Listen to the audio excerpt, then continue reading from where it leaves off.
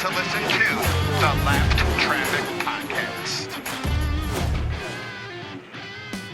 What is up, Lap Traffic Nation? Welcome to episode 205 of the Lap Traffic Podcast. I am your host, the Professor Brandon Crowd.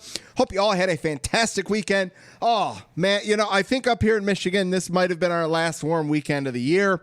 Temps were in the high 60s, low 70s all weekend. I think I might have also got my last round of golfing for the year as well, which, hey, you guys may have saw. I tweeted it out on Saturday. I got my first eagle, which was freaking sweet. Second shot on a par 4, about 150 out.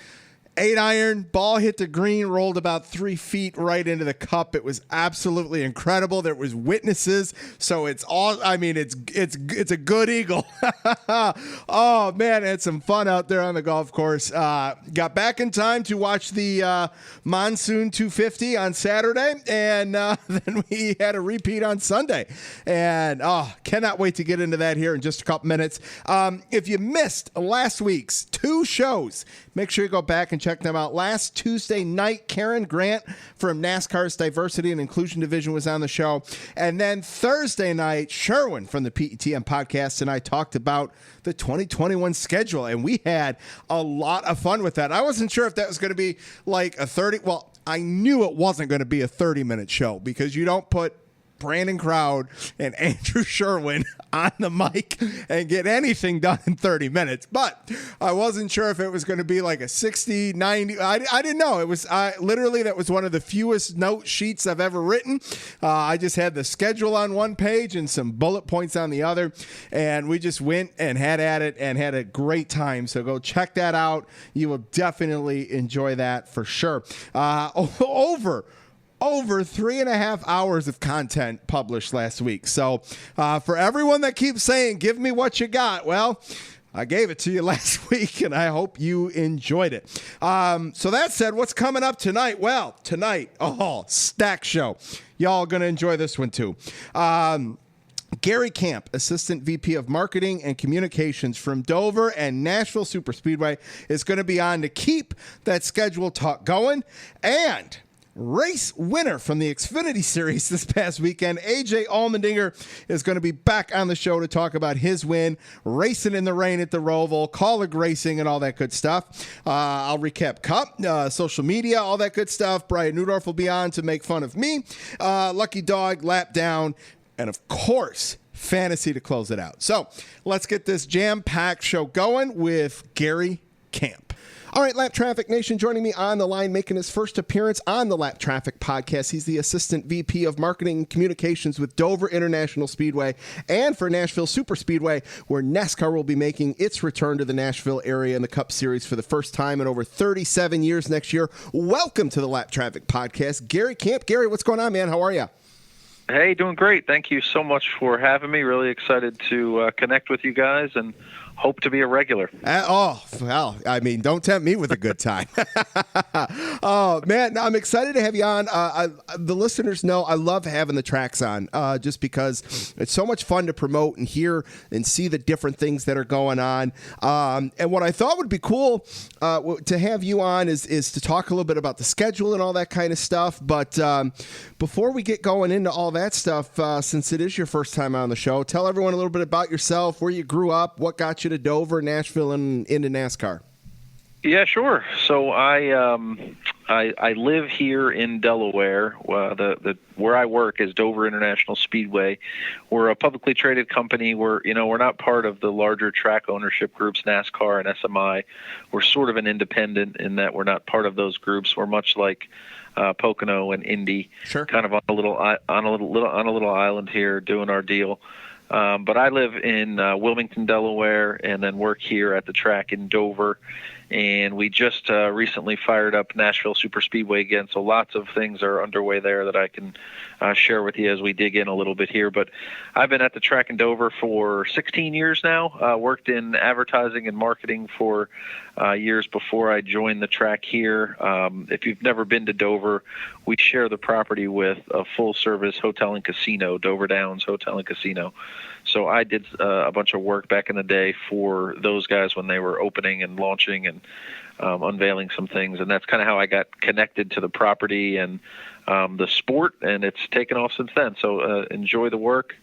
Everybody wants to work in sports, and it's always a fun opportunity to be part of this circus that is NASCAR.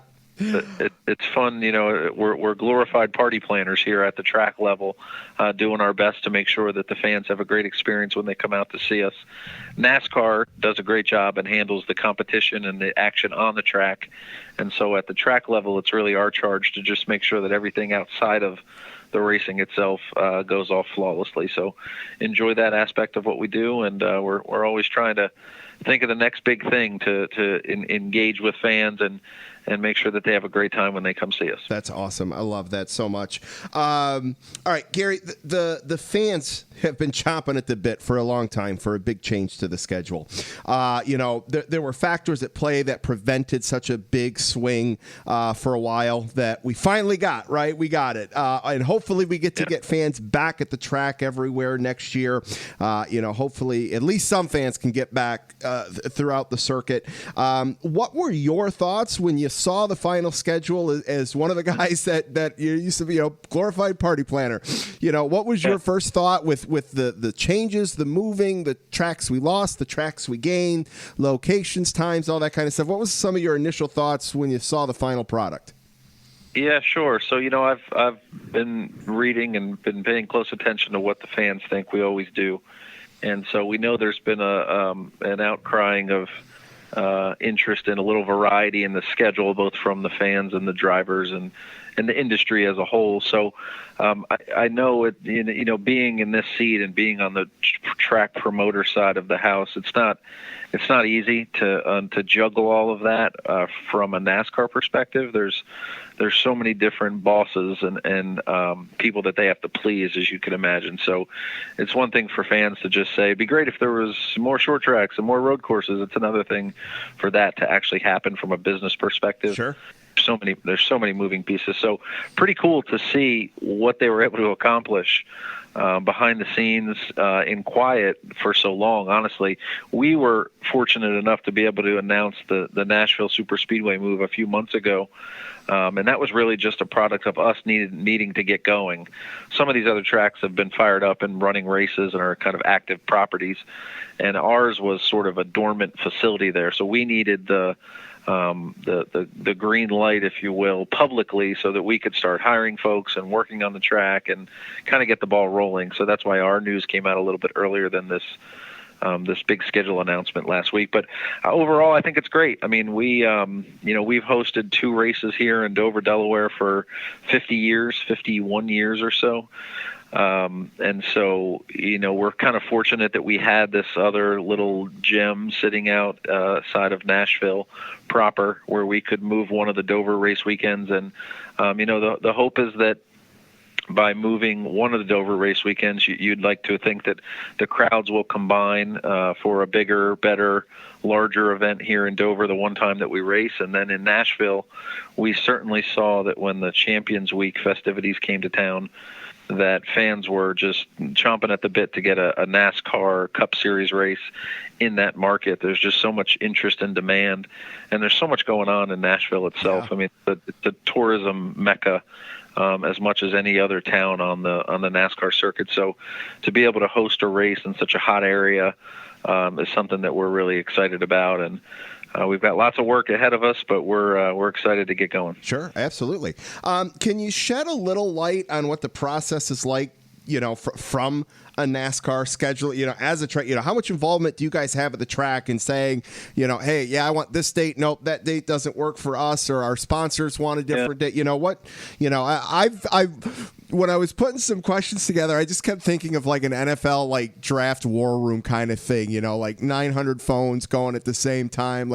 Could you use the, and I'm sure that's not it. So what goes Well, into there's that? a little bit of that, as you can imagine. Like I said earlier, as much as you might want to be on a specific date that's great for you, that has a trickle-down effect for the rest of the tracks on the schedule. So even if we were to slide, 1 or 2 weekends for some reason, then that bumps this event, which changes this event, and so it's I'm not in those discussions when NASCAR's moving all these puzzle pieces around to make it all work. But we get some input and we share where we'd like to be in terms of the time of year, weather-wise. There's some limitations in the Northeast, Sure. so as long as we're in kind of that sweet spot where it's not too cold and it's not too hot, we're happy. So I think this May race weekend will work great for us in 2021. May 16th is the Cup race.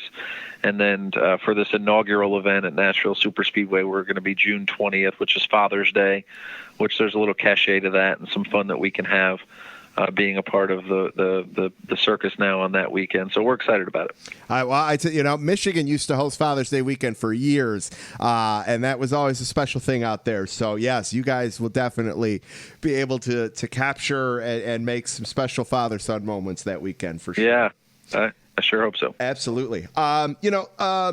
Obviously, certain races aren't changing, right? Daytona 500 is going to be the season opener. Would you like to see aggressive swings each year? Should we keep this schedule, for the most part, and see what sticks? What's your thought going forward from how that should rotational perspective? Yep. I think COVID taught us a good bit about events and how to put events on and single-day shows and just the operational aspects of a NASCAR weekend. So I think we learned from that. A lot of fans were really anxious to see a midweek race, which wasn't something that seems to have panned out as well as everybody had hoped. So I think that the schedule that they've come up with is a good one, and you got to just give it some time, I think, now. We had been doing it the other way for so long. So now that there's some new meat on the bone, sure, if you will. Yep. And we know that there's some changes coming to Auto Club for the following year. So I think let's see how this goes, and we'll make some little changes along the way. But I'm excited for it. Excellent. No, absolutely. Every NASCAR fan that's been around a minute knows Dover, knows Miles the Monster and all that stuff. But Nashville SuperSpeedway, may not be as familiar. Talk a little bit about the track, the facility itself as compared to Dover. We need a nickname out in Nashville. If you have any ideas, let me know. We hang our hat on the Monster Mile here in Dover, Delaware, but we'd love to come up with something like that in Nashville. We have had some just informal discussions about that. There's tracks that have done a nice job with branding and attaching themselves to a moniker like that. So we're going to give it some time. Hopefully the drivers and the competition on the track will speak for itself and create a fun nickname for us out there. But there's a good bit of work to do at the facility in Nashville. We built it 20 years ago with the hope that we would eventually land a NASCAR Cup Series race there. So this is the realization of a 20-year business plan, if you will, that a Cup race is coming there. I'll be honest with you and tell you, I never thought that this day would come and that we'd be able to wrangle this thing and change things around enough to make it happen.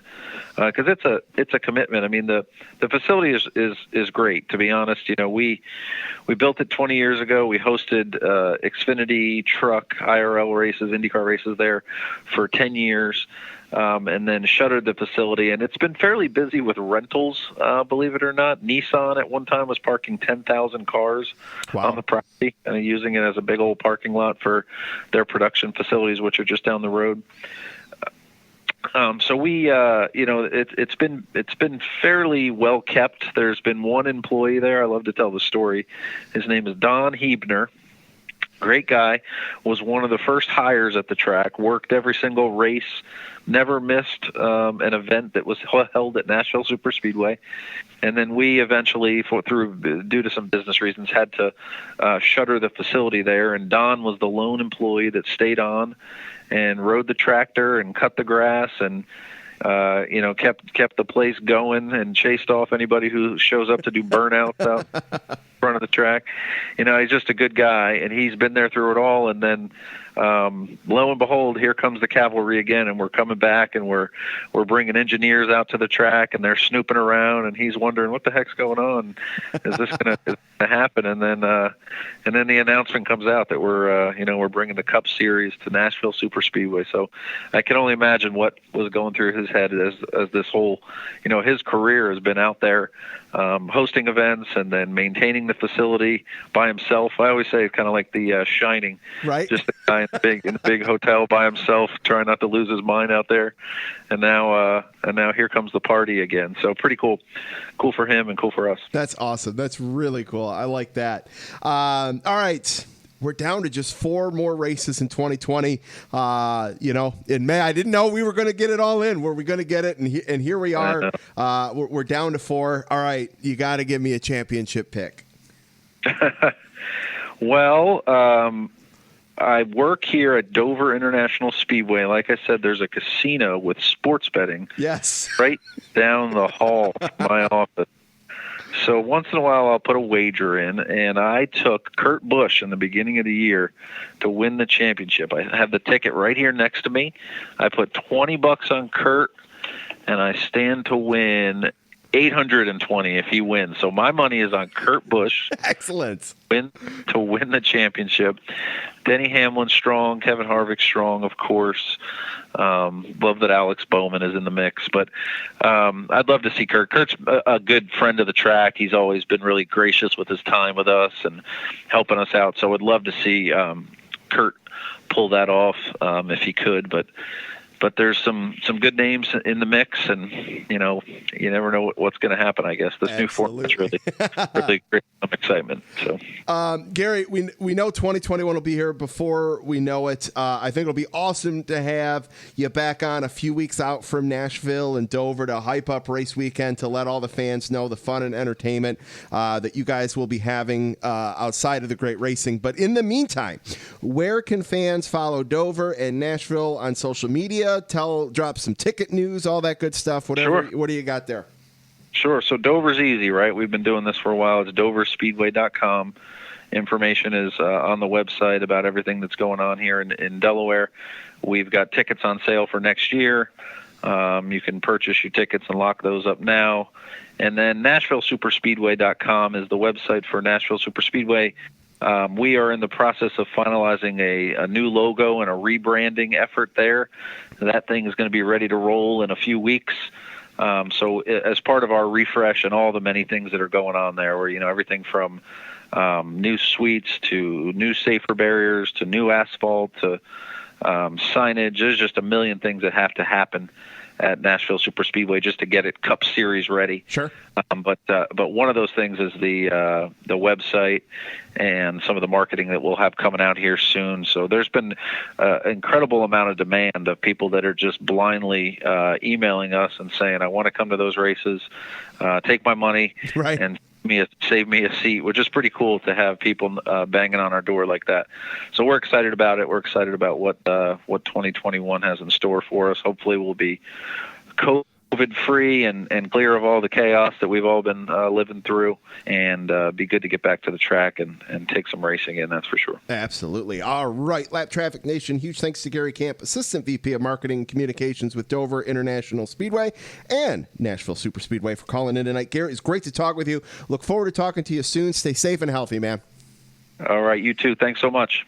Oh, Lap Traffic Nation. How cool was that? Gary Camp from Dover and Nashville. You guys know how much I love talking to the tracks. I think it just adds such a unique piece to the show to highlight and get those tracks on and get them some spotlight. And I mean, it's the 2021 schedule. It's something we've all been waiting for.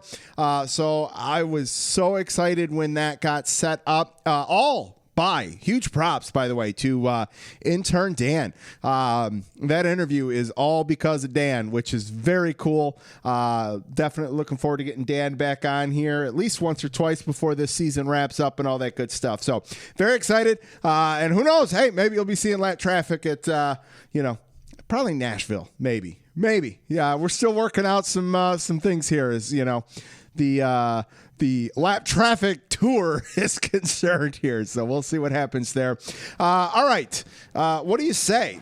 We talked some racing from this past weekend. Well, I tell you what, let's do this first. Let's preview the Kansas trucks. Yes, the trucks, after a week off this past weekend, are going to be back this weekend at Kansas. So here's the thing. So, all right. I mean, this is good news for me, so I assume this is going to be good news for the rest of you guys, is that the rest of the season we get trucks, Xfinity, and Cup every weekend to close this thing out, which is very cool. The truck race or the truck series, it's 3 rounds total for the playoffs, and that one round is just Phoenix. So it's really 6 races, 2 rounds, and 10 drivers to figure out who's going to that third round at Phoenix. So this week, Kansas is a race 1 of round 2. And I'm telling you, it's shaping up here. Sheldon Creed's in first. Brett Moffitt's only 5 points back. Grant Enfinger is 32, but between Grant Enfinger, Austin Hill, Matt Crafton, the points are very close. So, I think it's probably safe to say Creed and Moffitt could point their way into the next round. But on the same token, we know Austin Hill can win a race. We know Matt Crafton can win a race. We know Ben Rhodes can win a race. Zane Smith's won 2. Tyler Ankram's the only one that hasn't. But I think he won Kansas a year or 2 ago. So, anything could happen that really could throw things off for some of these truck guys, which is, I think, really cool. Going to add to the excitement. We got Kansas. They're going to be racing at Martinsville, which is always exciting, and Texas there in the middle. So definitely looking forward to this round of 8 for the truck series for sure. And looking forward to talking some trucks next week. All right. It's pretty much all that I could stretch out of talking about trucks, to be honest with you. So without further ado, let's talk some Xfinity Series racing with, I'm going to let, AJ Allmendinger do it because he can do it a hell of a lot better than I can. So let's get AJ on the line. All right, Lap Traffic Nation, joining me on the line, making his second appearance on the Lap Traffic podcast. He is the driver of the number 16 with Colleague Racing. He's got 2 wins, 6 top 5s, 8 top 10s in just 10 races this year. And he's the winner of this past weekend's drive for the Cure 250 at the Charlotte Roval. Welcome back, AJ Allmendinger. What's up, man? How are you?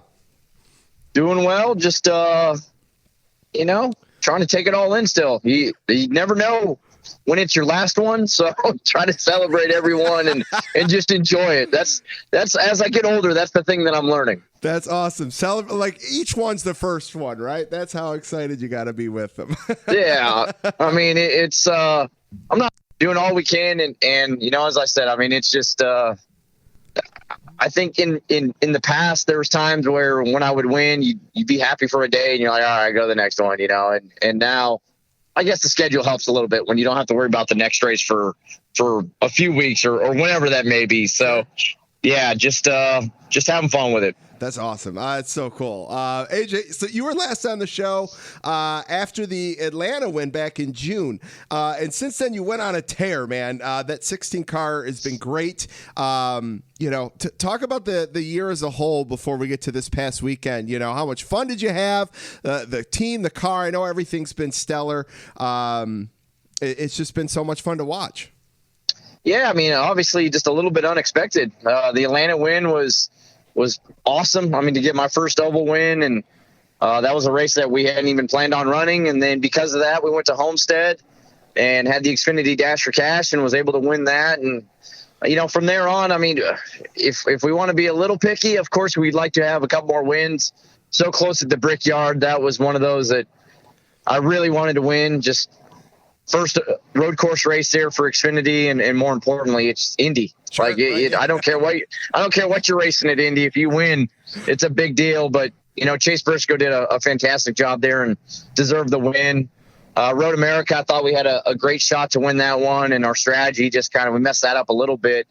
And obviously Daytona, that was going to be a big win. It'd be cool to pull in the victory lane at Daytona in the Xfinity car, but wasn't meant to be. So there could be a few more wins, but heck, I mean, we couldn't have won on Saturday. So you just you take some and just been very happy with how the years went. I think Colleague Racing, they got 2 cars right now into the round of 8, which is a big deal. And as I said from the start, I just want to go out there, do my best for Matt Colleague, Chris Rice, all the men and women at the team, and more importantly, just try to hopefully keep making this team better in any way that I can. When I'm in the car or just sitting at home watching the race, I'm just always constantly trying to help. So it's going well so far. That's awesome. Well, I tell you, I know a lot of the listeners are the diehard NASCAR fans. If you're listening to an amateur podcast, you got to be a diehard, right? And everybody, I praise Kaulig Racing so much throughout the year, and just the trajectory from last year to this. I mean, it is so visibly noticeable to even like the casual NASCAR fan has to notice. Well, wait, I'm starting to hear these guys' names a lot more in Justin Haley and Ross. The upward trajectory of this team is just unbelievable, and it's been so much fun to watch. Yeah, I was actually thinking about that this morning. Heck, let's call it a year and a half ago, Ross won at Daytona in July last year. So not even really a year and a half. Really in a 15, 16-month span, the team had 0 wins and now has 7. Yep. And that's something. We live in a world now where you just want everything now, and you expect everything to happen right this second. But in motorsports, especially, it doesn't happen right this second. And Kaulig Racing, and that's part of the reason why when Chris Rice called me and asked me if I wanted to be part of the team, I'd watch the rise of the team. But it was methodical. It was one car. And they slowly worked it for a couple of years, kept getting better. And last year, we went to a part-time 2-car schedule for the most part. Of course, we had 3 at Daytona last year when Ross won, but it was a part-time 2-car team, a full-time 1-car effort. And this year it's 2 full cars, and the 16 cars is a part-time car, and went from 0 wins to 7. And that's pretty amazing. And and we won on different types of racetracks, road courses, SuperSpeedways, the 1.5 mile at Atlanta. Ross and Justin could have had some short track wins. I mean, they were awesome at Richmond. Justin was really quick at Bristol. So was Ross. So it's getting there. Of course, we'd like to be better. You look at the Fords at Stewart Haas and Team Penske. They've been dominant this year with whatever it is, 14 wins combined. But it's getting there, and I really think Ross and Justin have a shot at the championship. So, I love what Chris Rice and Matt Kaulig and everybody's doing with the race team. It's awesome, man. Well, let's talk about your win this past weekend for a little bit. The ROVAL, man, that thing's put on some incredible races over the last 3 years, and all in the Xfinity and the Cup Series. Talk about, man, the stress, the anxiety, man. What was it like in that monsoon, man? It was a lot of stress. It was a lot of stress. I was definitely not a happy person in the race car for most of that race. Chris Rice can attest to. He had to listen to me whine and complain. I was probably doing it way too much at times. I mean, it was. For me, really, when I started anything from third row on back, you just couldn't see. Like you dropped the green and you were like, okay, I have no idea where I'm going. Like I call it driving in like the depths of hell. You just saw these red blinking lights. Like, okay, I hope they're not there. Like when I get there, I have no idea where I'm going. And I mean, it was just chaos. And there was times I didn't think we should be running. But at that point, everybody's racing. It's the same conditions.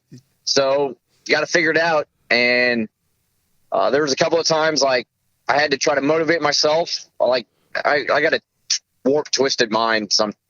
But not sometimes, most of the time. So like I would have to like hold the radio button down and complain. So Chris Rice could tell me, well, all right, AJ, if you don't feel safe, man, just pull it in. And then in my mind, I was like, hell with that, pull it in. Like, so it's a weird way to try to motivate myself sometimes. But yeah, I mean, it was crazy. Chase did what he was able to do at times with his race car, the way he was able to brake. I mean, he was really good. He upped my game. I was doing everything I could just to hang with him. And then on the restarts, I knew those were my opportunities. And, green, white checkered, especially as much as it started raining there, it was just about who wasn't going to make the mistake. And as Chase was spinning, I thought I was crashing too. I thought I was hitting the wall. I thought my race was over. And my spotter, Freddie Kraft, was yelling, 98 spinning, like, keep going. And drive it through. It was just hanging on. It was chaos, but I was happy we came out on top. That's awesome. That's crazy. So I'm glad it was. I say glad, but I mean, I'm it's nice to know that that's how I felt watching it, like, and I'm just sitting on my couch. So it's could not imagine being in that seat, man. That, like you said, between the no lights on the infield, basically man. Oh, well, there was one giant beaming light, and that was the giant jumbotron that was just like reflecting the water, and you couldn't see anything for about 8 seconds. But yeah, man, it was chaos. Oh, that's crazy. Okay, let's see here.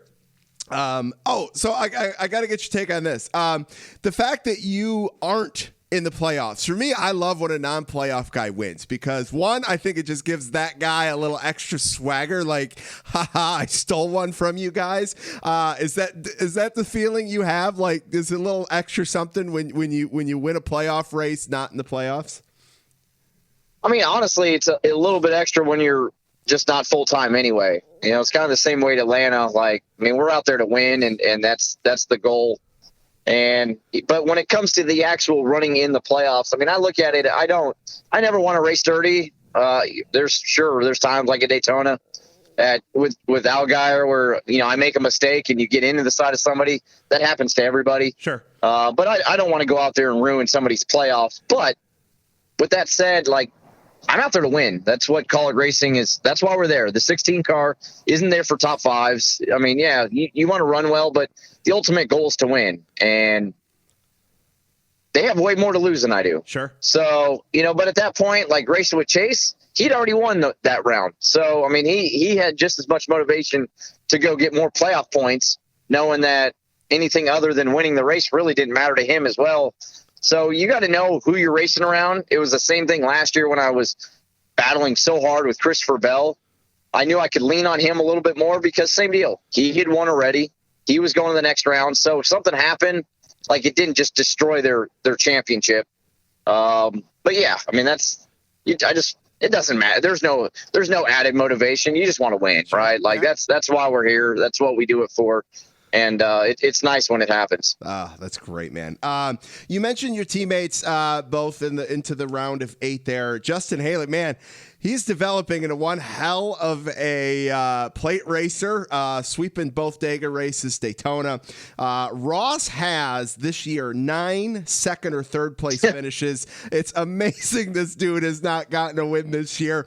As the veteran guy with these younger guys in the playoffs, how do you coach them, keep them calm and all that stuff through these last 4 races to get them to that final 4 race at Phoenix? Well, I mean, I just, if they want my advice, they can ask for it, and we constantly talk between Justin and Ross and I. But I mean, they're so talented. They don't need a lot of help. When it came to like the Daytona thing with Ross, we talked about it after, and sure. I mean, and if you saw my interview on TV, of course you're frustrated. You have a chance to win.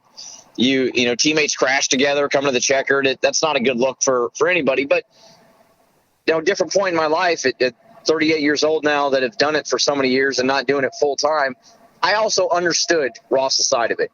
Sure. And I get like he's trying to win, and for his sponsor, Nutrient Ag, like he's done everything this year except win. Yes. Right? Like, I mean, what has he got, like 25 top 10s or something, and like I'm sure 20 top 5. I mean, like you said, he just rattled off the stats. So I get it. And at the end of the day, when it comes to the playoffs, like the pressure ramps up, but you just keep doing what you're doing. And hopefully what you're doing is the right thing. That's how it's gotten you there. So, Ross is a little bit at a deficit, not winning because now he doesn't have a lot of bonus points. So I think he starts the round like 15 points behind, but he's really good at all types of racetracks, and especially at Kansas and Texas. And Justin, I mean, he's just solid everywhere that he goes. So if they want to talk to me, I'm here, but I don't try to Sure. add anything to it. Yeah, let's put it that way. Cool. Yeah, I'm with you there. All right, man. Off season's it's right around the corner. Travels down and all that kind of stuff. But do you got anything fun or anything like that planned that you're looking forward to? Once Phoenix is over. Well, I mean, heck, let's call it what it is. Like, I don't have to do this every week anyway. Right. So next week I'm going to Hilton Head for several days. My wife and I just had our 1 year anniversary. Oh, congratulations. Thank you. Last week. So we're going to Hilton Head for several days and hanging out. So yeah, no real plans in the off season. Heck, when our off season ends, I still got to do one more IMSA race for the 12 Hours of Sebring for NBC Sports. So it all happens quick. And then just had the announcement with Mike Shank and Meyer Shank Racing, my 15th year, going to be racing at the Rolex 24 with them. And we're moving back up to the DPI class, the Daytona Prototypes. So legitimately, we'll start testing in the beginning of December, brand new car for that team with Acura and Honda HPD. So yeah, there's no real off season. Right. It's Rolex starts right up again. So that's the way I like it. That's awesome, man. Well, hey man, tell everyone where they can keep up with you on social media, shout outs, sponsors, the team, all that good stuff. Yeah. I mean, I keep it low profile. So I'm only on Twitter at AJ Dinger. Of course, College Racing, we're always having fun with each other on social media. So you can follow at College Racing. But yeah, I mean, it was cool, really cool to get Ellsworth Advisors into Victory Lane. They've sponsored me several races this year, and we've been so close. And I wanted so much to get them in Victory Lane, and it was cool to finally do that for them and Chevrolet. And as I said, I mean, Leaf Filter Gutter Protection is a big sponsor of College Racing, and we had the Nutrient Ag Solutions in-car cam. So kind of got it all done, got everything into Victory Lane. It's the first time College Racing has ever had 2 wins in a row, so that's special. So just a lot of good things happening, and as I said, hopefully Ross and Justin, they go win the next 2 weeks and lock themselves in to Phoenix. That'd be amazing. That'd be so cool. Lap Traffic Nation, huge thanks to AJ Allmendinger, driver the number 16 with College Racing, for calling in. AJ, this was a lot of fun. I love talking to you, man. Enjoy the trip. Stay safe, stay healthy, and look forward to talking to you soon, man. I look forward to it. Thank you. Thanks, man. Oh, Lap Traffic Nation. How cool is AJ Allman? You know, he very well could be like the Clint Boyer 2.0 of I want to go have a beer with that guy. Like, AJ just is cool, full of energy. Love it. Pleasure to talk to. That was so cool. Absolutely love that. The only thing that I want to continue on with the Xfinity talk is, cutoff race this past weekend. And as expected, no movement. But now is where it gets interesting to see who can make that Final Four. As there's only 5 points between 4th place Noah Gragson, 6th place Brandon Jones, and only 15 points between Gragson in 4th and Ross in 7th. And as AJ just mentioned, he is confident, as kind of am I, honestly, in Justin Haley and Ross Chastain potentially being able to go out there and win their way into the next round. And then you got Ryan Sieg, and nothing against Ryan. I think Ryan's done a great job. I'd love to talk to him one of these days, to be honest with you. I think getting to the round of 8 is a huge accomplishment for him. Hey, I think it would be, man, you want to talk about a Cinderella story, is if Ryan can get to the Final Four.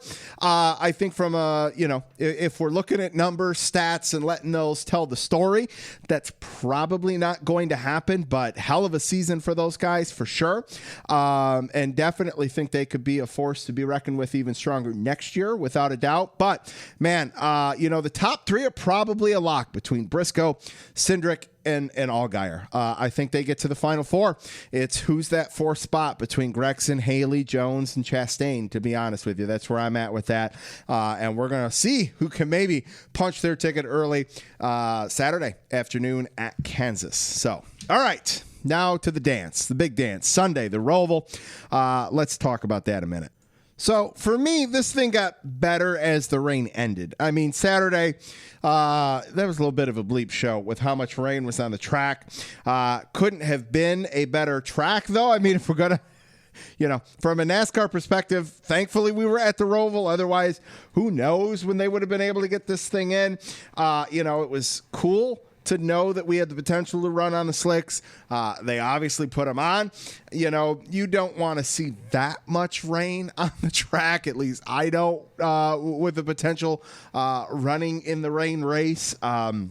a light drizzle, that sort of thing. Cool.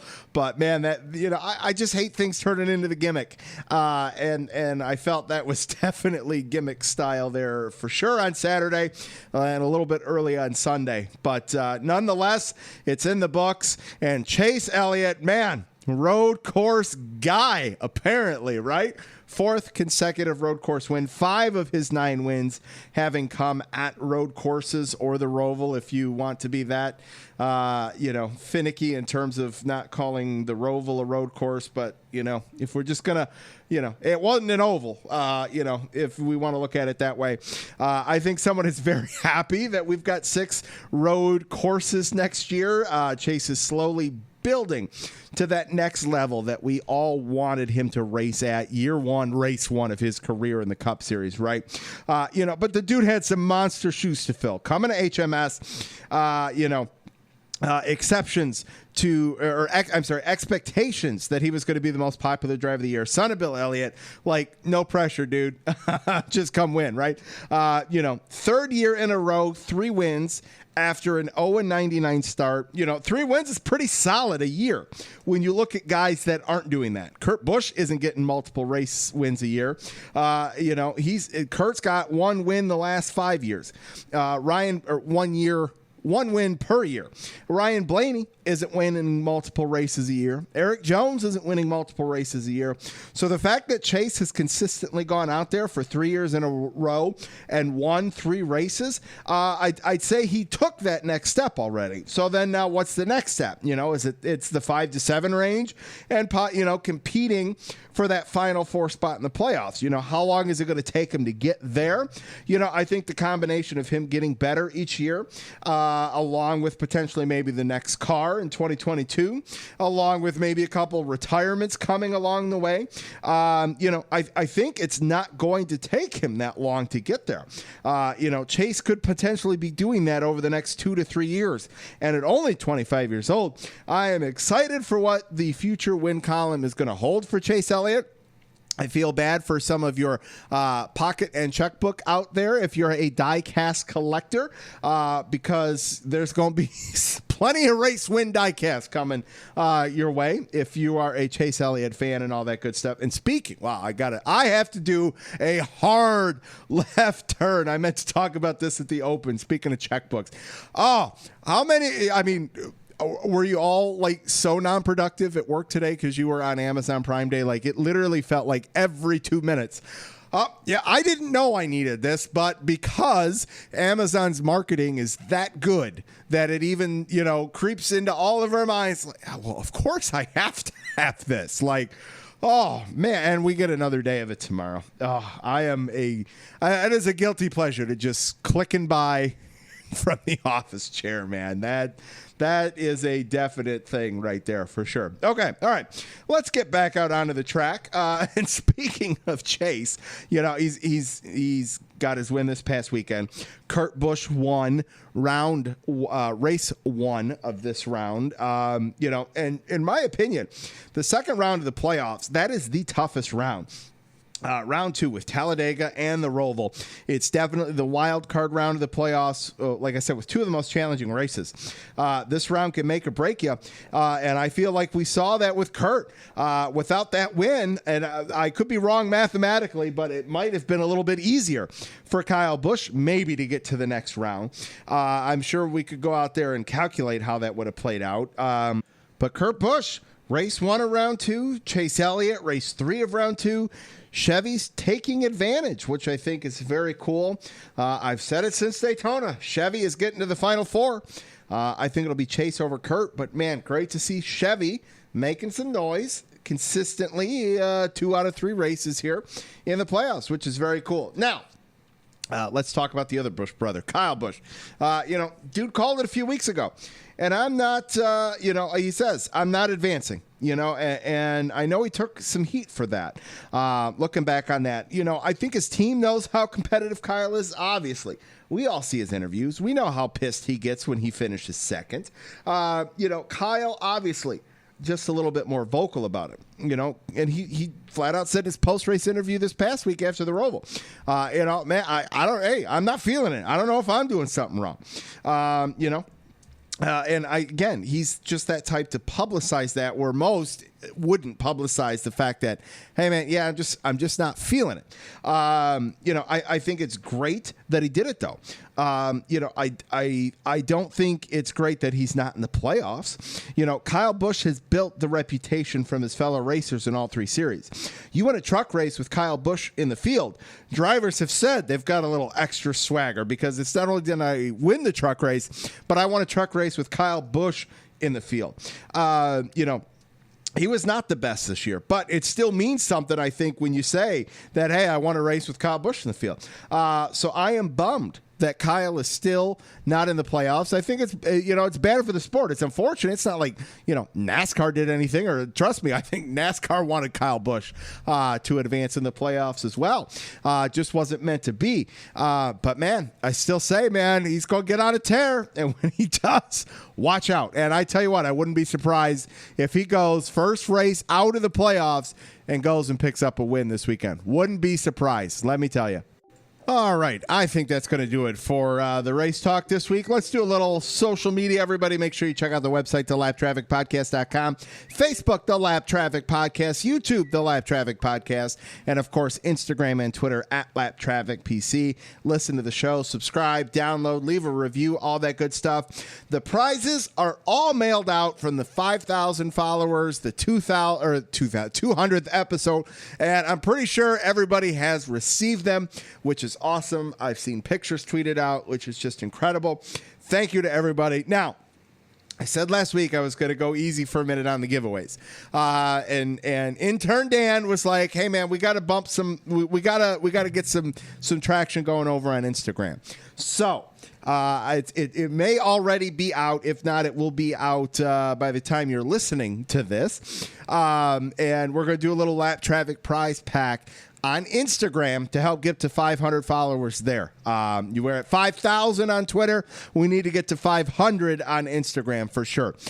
So very, it's going to be very easy, and your odds are pretty good. So go follow on Instagram @LapTrafficPC. Be on the lookout for some posts and all that good stuff there. Shout outs to some new followers. We've got a Brandon @BrandonDelfino2, a big Chip Ganassi racing fan, which is awesome. We got Jake @JakeRider19, racing fan from Kentucky. We've got Bob @GoFastBobby, new NASCAR fan, and he's been around for a couple years. Welcome to the show. And very cool, the Monster Mile and Nashville SuperSpeedway also gave a follow as well, which is very cool. So hope you guys enjoy the show, all that good stuff. Hey, listen, I'm going to give a shameless plug. The holidays are right around the corner. It was Prime Day. So, hey, go tell your significant other, whomever, who's going to be buying you something for Christmas, to go get you some Lap Traffic swag. On the website, there's T-shirts, mugs, hoodies, all that good stuff. I might even try to update that. I think there's some new stuff that I could make available. I'll see if any of that is worthwhile and get that updated as well. And, of course, there are free stickers and koozies for anybody that wants one. All you got to do is fill out the contact page on the website, and I will send it out to you for free. All right. That'll do it for that. Let's get Mr. Brian Neudorff on the line. All right, Lap Traffic Nation, joining me on the line. You can follow him on Twitter @NASCAR_WXMAN, along with Aaron Studwell, keeping us up to date on all the weather happenings. It was a busy, kind of busy weekend this past week. It was kind of busy. Kind of busy. Yes, welcome back to the show, Brian Neudorff. Sir, how are you? I'm good. I'm going to tell NASCAR fans, be careful what you wish for. Right? Man, there are some puddles as I tweeted, sometimes there can be too much of a good thing. Yeah, that they're race cars, not pontoon boats. Right? Yeah, it was a little chaotic, maybe a bit much. I think NASCAR wanted to get that race in, especially on Saturday. But yeah, man, that was interesting. And then this also points out that just because it does something on one day and there's a similar forecast the next, they aren't the same days. Sure. Weather moves, it changes for the most part.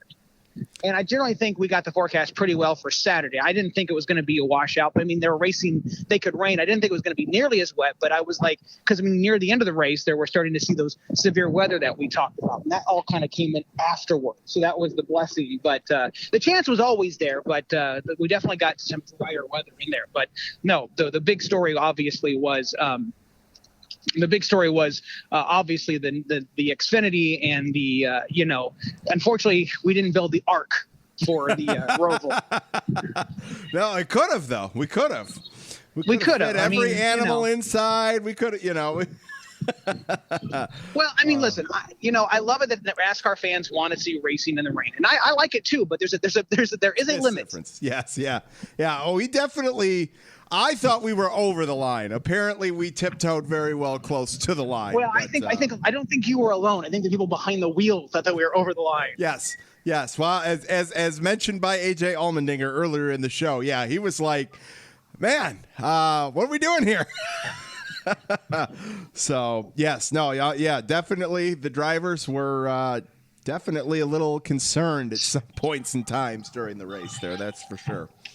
So I mean, I know I can just tell you one thing here. When we start to get some high water on the highway at 60 miles an hour, I get nervous. Okay, let alone over 90 to 100 and whatever it is. And no visibility. I held my breath every time they were on the embankment there. Seriously. Yeah, it's one thing to be on the inside part, but yeah, getting out there on the oval part, man. Yeah, that definitely. That's one of the reasons why I thought they were probably going to, if that had been something like that on a full, like Watkins Glen, Sonoma, where there's no oval piece to it at all. All right, maybe. But, man, yeah, the fact that they went on the embankments there, yeah, I'm with you there, 100%. Because I kept watching cars get loose, and, it's just, yeah, and then you have to slow down, and you have to brake and water. I mean, yes, they're tires, but like anything, like everybody goes, no, you get this, you're in Michigan. Yeah. And we'll bring up another thing here after I mention this. But the fact that, it snows in Michigan. It does. Okay, so you have four-wheel drive. That helps you go. It doesn't help you stop. Right. Yeah. Ice is still ice. Right. Yes. Yep. But anyway, so folks, we've talked many, many times. I mean, I've been on the show now at least a year and a half. Yeah. And, we've all had these good jokes, people who send me an app. So do you want me, or do you want to tell everybody what happened when you asked me, you're like, oh, today's our last nice day. And I said, no, you look good. What did you do? It's all you, man. You take it. No, you confess. It's good to confess your sins. So as Brian and I, before we hit record, he's confirming, last minute details. And I'm like, yeah, I'm bummed. Today's supposed to be the last nice day up here in Michigan. And Brian goes, yeah, no, you should get one more day. And as he's typing, I'm literally pulling up my app, and I go, oh yeah, you're right. My app says tomorrow should be nice. I mean, the only benefit is you didn't send it to me. Okay, that's the only. I don't know what's worse. Okay. Oh, that's too funny. That's too funny. You're going to lose your crew chief this week. All right, there's your. Oh man. And you're fined 10 cents. Okay. Yeah, that's about the revenue the show brings in. So, all right, that'll work. I know. I've already by fining you 10 cents. I've already broke the show. Yes. We're out. Oh, that's great. That's great. Well, how is the weekend looking coming up here for Kansas Saturday and Sunday? Well, it looks better than Clint Boyer after the race. Oh man, he's a stud. Now I don't want him to retire. I know, man. He's so cool. Oh, it's good. I'm gonna hate not seeing him out on the track. But man, it could be a blessing in disguise that we're going to get him in the booth. We're going to get to listen to him every week. We're going to get We're going to get the good old, relaxed, here to have a good time. Clint Boyer, the guy everybody wants to go and have a beer with. That's the Clint Boyer and it's we're funny. Get.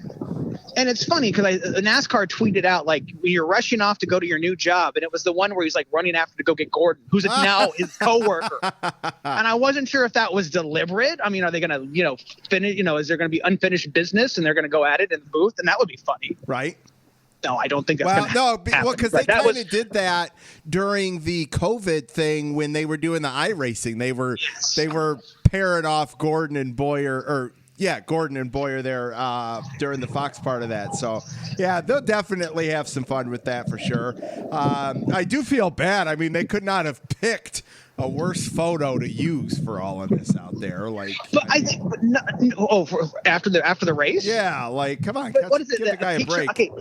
No. I think it was perfect because it just made it. I mean, I think that says a lot about what he managed to do and how he felt afterwards. I mean, I thought it was, to me, that gave him legend status. Fair enough. I could see that. Yeah. Yeah, I guess it wasn't them like trying to poke fun at it or anything. It was just like, look how the dude just wheeled himself. Right. I mean, granted, it was self-inflicted, but let's not that detail we'll leave out. Fair enough. Apparently, self-inflicting yourself was the trend this weekend. So, yes. Oh man. All right, now we can circle back over to Kansas. How's Kansas looking this weekend? It looks good. It looks Saturday everything looks dry, but again, when we record this early, I never go 100%. So I always leave that opportunity for something to happen because it looks like a front's going to come through because we're going to go from 70 to 50. Yeah. For Sunday. So Sunday's going to be chilly, but everything right now looks like we're going to have fair weather for that race for both days, Saturday and Sunday. So we're looking at some pretty good stuff. Excellent. Well, that's exciting to hear, especially after the monsoon we got this past weekend. Everyone will be back to being happy with you 2 weeks in a row because you delivered rain when everybody wanted it, and now we all want nice and dry for the next 4 races, so you're off to a good start. Well, and I feel like after the wet start, we've been pretty quiet. Aaron and I have been kind of like on easy street. Yes, yeah, it was. I think the first 4 or 5 races was definitely more than that. It was like the first. Oh, I don't know, like the first half. Was it? Yeah, I was gonna say. I was trying to block it from my memory, but. Well, I mean, we were trying to do 7 races in 3 hours. I mean, I don't know. Yeah, they were definitely. They were definitely rubbing a crystal ball there to try to make some Hail Marys happen. That's for sure.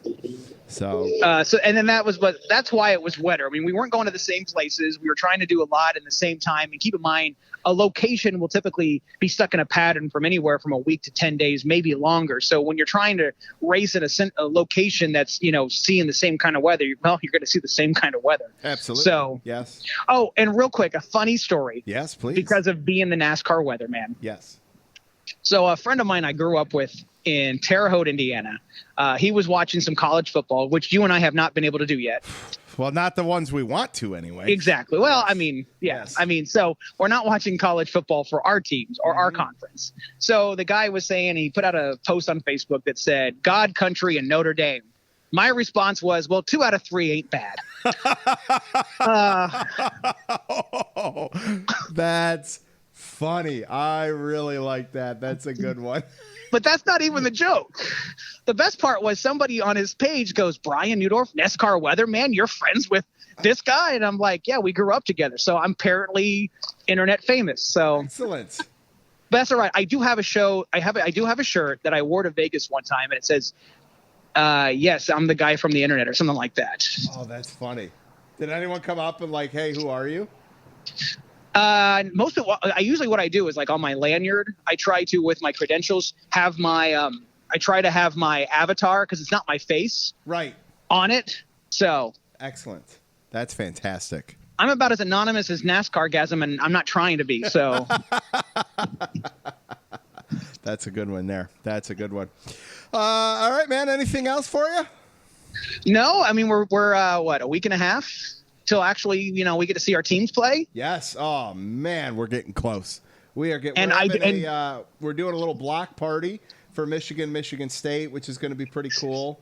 Okay, we serious. I almost think I know it's not special next week, but I almost think you need to have Aaron and I both on for like the show and then like the Big Ten preview.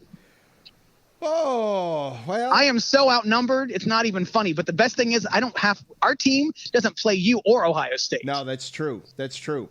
The only downfall to next week the only downfall is that we are getting new windows put in the house late next week, and that could make it challenging to try to do a second show because they're. Oh, I didn't mean a second show. We can just bring it on the main show.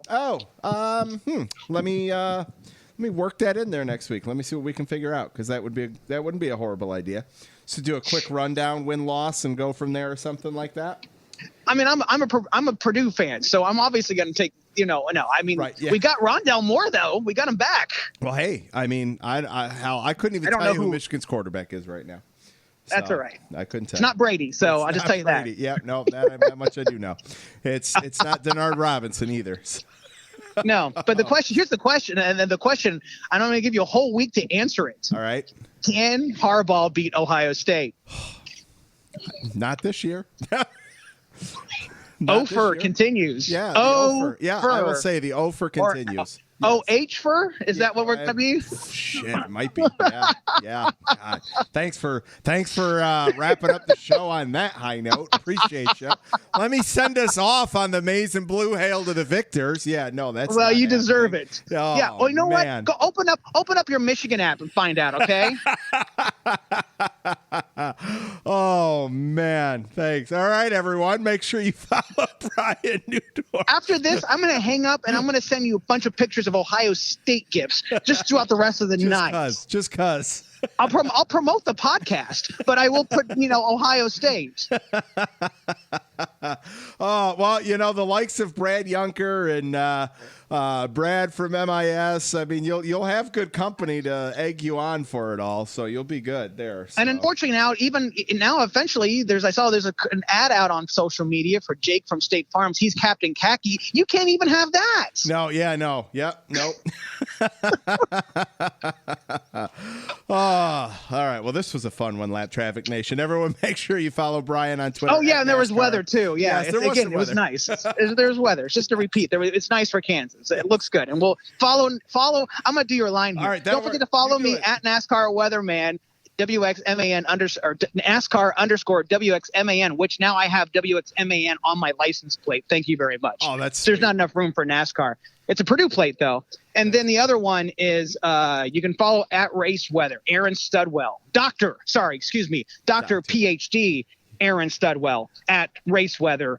He doesn't have the PhD in his thing there, but you can give him a follow. He's been doing outstanding. In fact, he's been working harder than I have. So excellent. I love it. You sent yourself off there. All right, man. We'll catch you soon, man. All right. You have a good one. Thanks. You too. We'll see you. All right. Bye. Oh, great to catch up with Brian Neudorff there.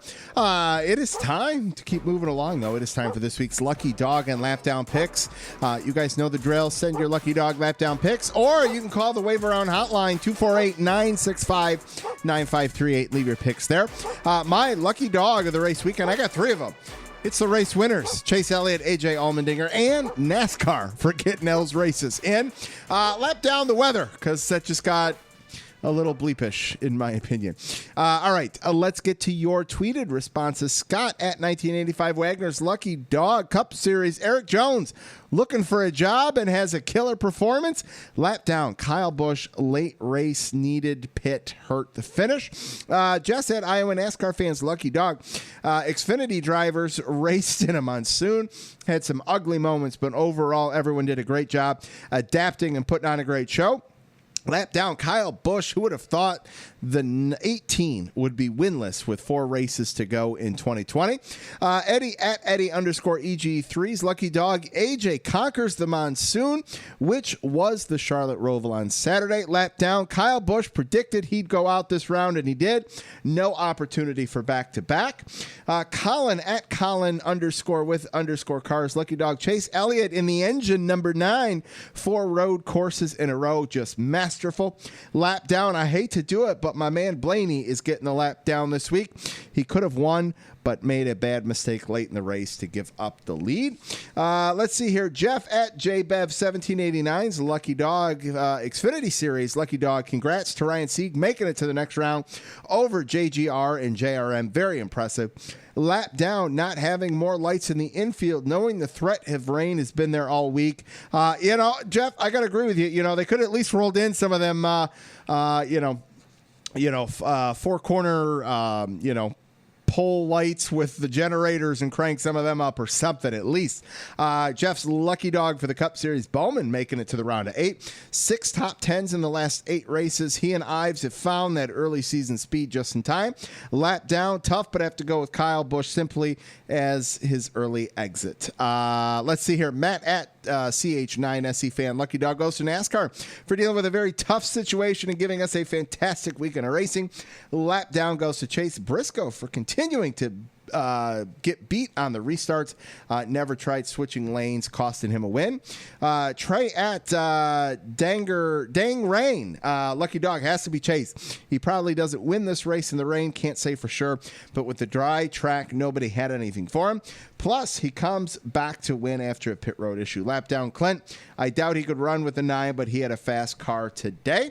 And Jaden at Jaden Smith. Lucky dog. Chase Elliott once again coming from a mistake, this time on pit road, and still win the race. A lap down to William Byron, who I think throughout the day had the second best car. Made a mistake on pit road that cost him a chance to win. Awesome, guys. Thank you for your tweeted responses. Let's get to your calls on the Wave Around hotline. Hi, Brandon. It's Matt at Camper News. With the racing in general this weekend, the Xfinity Series and the Cup Series, the Xfinity Series yesterday, oh my goodness, it was just such a wild race yesterday with the Xfinity race, with racing in the rain and, but the racing itself I thought was incredible. Never seen a NASCAR race in that such a heavy rain, and hats off to NASCAR for what they did yesterday. I thought at times they shouldn't have raced in the rain like the downpour like that, especially at the ponding and everything. But it was a heck of a show yesterday. Today, starting on wet tires for the Cup Series, first since the 1950s. It was absolutely an incredible show, I thought. Strategies all over the place. But anyway, nonetheless, so for my lucky dog this week, it's going to go to Chase Elliott. 4 straight road course wins for Chase.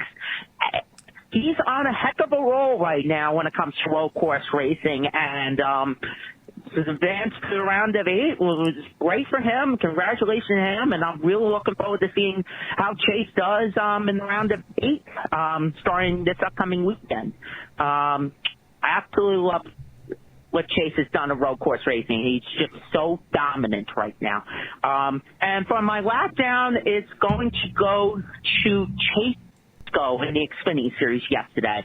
He had a very good race up front all day, and with the rain and everything, he had that mistake at the end, which he admitted on Twitter, and he's gonna learn from that mistake. I really feel bad for Chase Briscoe, but nonetheless, he did get into the round of 8. I think it is in the Xfinity Series since he got the win earlier in the round. So anyway, with that, hope you all enjoy your week, Brandon, Lap Traffic Nation, and I'll talk to you next weekend after the first race of the round of 8 at Kansas. Thank you so much, Brandon. Take care. Bye. Oh, hey, Matt, thank you so much for calling in. Appreciate you as always. I'll just piggyback off what you said there because you hit it on the head for a couple of things. But, there were definitely times where I thought, man, these guys really still racing. I kept waiting for that caution. I'm like, all right, they got to call it now. They've got to call it now. But, nope. They didn't. They let him go. All right, got one more for you. You know who it is. It's the voice of the Wave Around Hotline.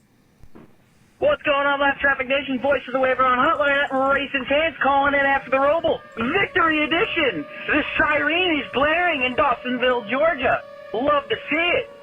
Second year in a row, Chase has had a big comeback. Last year, his controller disconnected and he drove straight into the wall, and this year, a loose wheel. So that's kind of cool. 2 big comebacks to get 2 in a row at the ROVAL. He is the winningest driver in the ROVAL history, albeit a small sample size. I just wanted to throw that one in there. As for the race itself, I thought it was a pretty damn good race. The rain tires and the early strategy was it was fun to watch, I thought. The slicks and the rain tires, I enjoyed that. Overall, I thought the race was really good, too. I don't think we need to see crashing and cars in a fence and wadded up. For it to be a good race, it was a good, clean race. Granted, there were a lot of spins and incidents throughout the race, like Ryan Newman crashing God knows how many times. I got nothing to say about that other than that schmuck and his fan base is a lap down. I gotta give NASCAR actually a huge lucky dog. This race was officiated way differently, and I believe way better than it was last year. Last year there were a lot of single car spins where someone would just put the car in gear and drive away and caution comes out. And you're like, really? That don't need to be a caution. This year they did an excellent job on holding the caution flag and letting the race kind of play out the way it should be. So I got to give NASCAR and the officiating team a lot of credit for the way they officiated the ROVAL. I know I don't say that about NASCAR often, but they deserve kudos here. Good race. Really excited for the round of 8. I think these are the 8 best drivers we've seen in 2020, so it's going to be a dogfight. Who's got the fastest car at Kansas and Texas, and who's got the most finesse at Martinsville? I'm really looking forward to it. I would not be surprised to see Kevin Harvick or Denny Hamlin miss the Final Four, because I think any of these 8 drivers can go out and win 3 in a row right here, man. It's going to be fun. I'm looking forward to it. I'm ready to hear that siren go off a couple more times this year, though. Oh, Mr. Andrew Cansian, listen, I was saving those sirens for you, brother. I was waiting for your call to play them. There they were. Listen, you make an interesting point, man, in terms of the round of 8 and in terms of any one of these drivers could maybe go out there and play spoiler to the likes of Kevin Harvick and Denny Hamlin. Here's the thing. This round maybe plays favor to Denny Hamlin a little bit. We all know he's got a handful of clocks. So, push come to shove, we know Denny Hamlin can go out and win at Martinsville if he has to get to the next round. Can't say the same thing about Kevin Harvick at Martinsville. I think Kevin Harvick either needs to make sure he's got himself locked in via points going into Martinsville, or he's got to win this weekend or at Texas. Now, both mile and a halves that can play into Kevin Harvick's wheelhouse, but that's not to say we know Brad Keselowski likes mile and a half. We know Chase Elliott can go out and win at Kansas. We know Joey Logano likes the mile and a halves. Martin Truex Jr. So now are we throwing shade potentially at Alex Bowman and Kurt Busch? Because that's not fair. Alex Bowman's 1 mile and a half. Kurt Busch just recently won one. So I cannot argue your point there that really, man, anybody could come out here and I'm not going to say steal Final Four spots, but, typically we're going to see the top 4 maybe advance with, maybe one variation there. Now, I'm not going to say, 5 through 8 are going to flip-flop here, but things are definitely going to get crazy. That is for sure. So appreciate that feedback and take there. That's going to do it for this week's Lucky Dog and Lap Down segment. All right, Lap Traffic Nation, it is time to close this thing out with a little lap traffic fantasy. Just a reminder, get your picks in by midnight on Thursday. Keep the Twitter interaction up and all that good stuff. We are down to just 8 players remaining in the league. I can't believe we're so close to being done here. Let's get one of this week's week high, because there was a bunch of them on the line. Welcome back to the show, Mr. Kent Dolphy. Kent, what's going on, man? How are you? I'm doing great, Brandon. How are you? I am awesome, man. Welcome back to the show. How's it going? Good. The first time I got to call back in since Daytona 500, so I was hoping I'd get a few more calls in between then and now, but I'm happy to be back. Excellent. Glad to have you back, man. Yeah, it's that's a time stretch there, but hey, who knows? You could be on the next 3 weeks. So I sure hope so. I squeaked in through the first round. I was in trouble after Talladega, and I'm just happy to still be going. I was kind of dreading the email this morning when it came in, but I'm up to 6th place right now. Excellent. Yeah, and hey, all you gotta do is really get to 4th. You don't need 1st, because then it's the reset there for Phoenix. So that'll be good. Yeah, man. I'm really hoping that it's going to maybe take a Hail Mary, but I hope I can get all Final Four on for that week going into Phoenix, because I think that'd be a lot of fun. So if I make it, I'll be on the call. Excellent. Sure. I love it. So, so everyone, week high this week was a little low this week. It was 87 points, which was Brian Hall, Chad Robb, Joe Houston, Kent Dolphy, Robert Riggs, and we got Kent on the phone. Sorry about that. What'd you think of the racing this weekend? I really enjoyed Saturday. It was kind of a mess, or very much a mess, but that worked out for me okay. I had to spend all day raking leaves in my backyard, and by the time I was done, it was on the red flag, so I was able to catch up real quick. Sunday I enjoyed it, but it wasn't as memorable as, Chase Elliott hitting the wall last year. So, right, fair enough, yes. But since I had Chase Elliott, I was happy that he got the win. Kept me going in the playoffs. So absolutely, 100%. All right, well, let's hit the standings here real quick. There is a little bit of a miscalculation on the website there, so what's on the website is wrong. Joe Houston is still in first with 753. Robert is in second with 745. Brian Hall in third with 723. Chad Robb in fourth with 713. Matt Camper fifth, 712. Kent, you're in sixth, 697. David James in seventh, 692. And Joel Nolf with 683. So there's only 1 point between fourth and fifth. Kent, you're only about 15 points out or so there. Not bad. So yeah, anything can happen with these last three races here if you can strike gold, man. I'm nervous, but I'm in better shape than I was after Talladega. So absolutely. We'll see. Well, sir, you ready to make some picks for this weekend? Yep, I'm ready. All right, Lap Traffic Fantasy players, we are down to the Elite Eight, both in the league and in the Cup Series. We are headed back to the Midwest. We're going to Kansas. You want trends? Look no further than Denny Hamlin. That's the trend. Denny has won back-to-back races at Kansas. The 8 playoff drivers definitely like this place. Denny, Kevin, Brad, Chase, Truex, Joey, all with wins at Kansas. It's only Bowman and, surprisingly, Kurt Busch who do not have wins at Kansas. But even those guys got some top 10s the last few trips there. Does someone punch their ticket to Phoenix early? Who can take charge in the Lap Traffic Fantasy League? We will find out this weekend. But first, it's time for our picks. We got all 3 series this week. I'm excited to get some trucks back. Kent, who is your pick for the truck series? Yeah, I'm going to kind of take the same strategy as, was it Jesse last week? Who, yes. He was trying to zig where everybody else was zagging. And since I need to make up a little bit of ground, I'm going to try to do the same.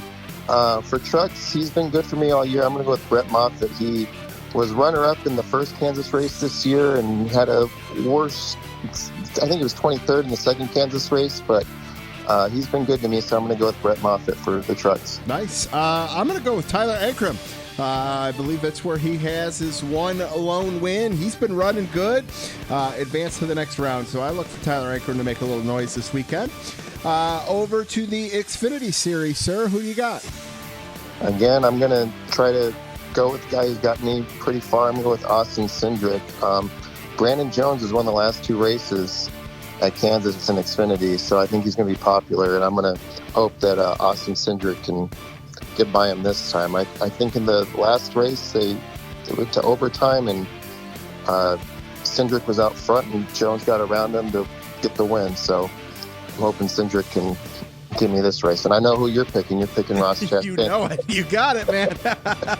It's one thing I haven't had to backspace on the Word document for the notes, that's for sure. You got it. All right, over to the Cup Series. Who do you have? I'm going to go with Kevin Harvick. I think Denny's going to be the popular choice, but I haven't used either of them yet, so I'm going to use Kevin this week, and hopefully he'll punch his ticket to Phoenix on Sunday. I'd be okay with that. I'm going to go with Kyle Busch. I think it would be just like Kyle Busch to the first round after he gets eliminated to go out there and pick up the win. So I'm going to say Kyle Busch plays spoiler to everybody else this week. I could definitely see that happening, and Twitter will be on fire if that They'll happens. lose their mind. Yes, they will, for sure. All right, man. Well, thanks so much for calling in. Good luck these last few races, and who knows, maybe we'll get to talk to you again soon here before this thing's all over. Awesome. Thanks, Brandon. Yep. Take care. All right, Lap Traffic Nation, that is going to do it for episode 205 of the Lap Traffic Podcast. Look at me getting it done in under 90 minutes. Make sure you check out the website, thelaptrafficpodcast.com. Like on Facebook, The Lap Traffic Podcast. Follow on Twitter, @LapTrafficPC. Subscribe, download, all that good stuff. Huge thanks to Gary Camp from the Monster Mile and the Nashville SuperSpeedway. Big thanks to AJ Allmendinger with Colic Racing, Brian Neudorff, and Kent Dolphy for calling in. I guess I got to get to work on next week's guest. Don't get caught chasing the lucky dog. Make sure you tune in each and every week to the Lap Traffic Podcast. See ya!